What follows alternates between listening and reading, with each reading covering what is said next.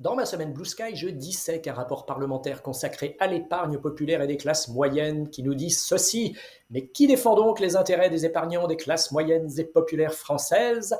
Au terme de ce rapport, la conclusion est hélas sans appel. Personne.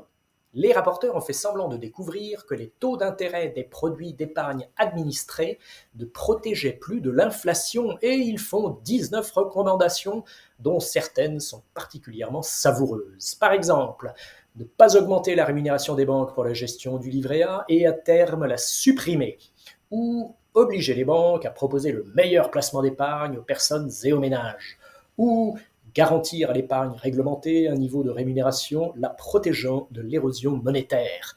Ce qui m'a le plus surpris, c'est que les rapporteurs préconisent de faciliter l'accès des ménages aux fonds de private equity. Dans le même temps, notant l'intérêt de la gestion indicielle, ils appellent à la mise en place et à la promotion auprès d'un large public, par un acteur public, d'une offre de fonds indiciels et de fonds indiciels.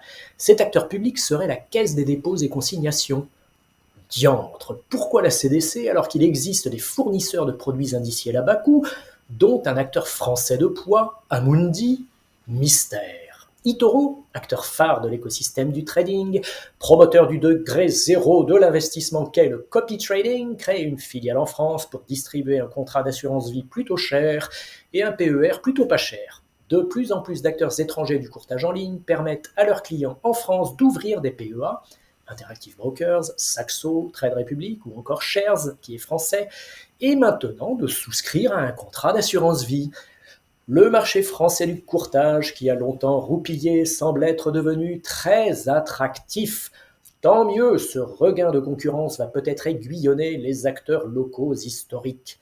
Aux États-Unis, les frais des fonds continuent de baisser d'après Morningstar. 0,34% en moyenne pondérée des encours en 2024 contre 0,36% l'année précédente.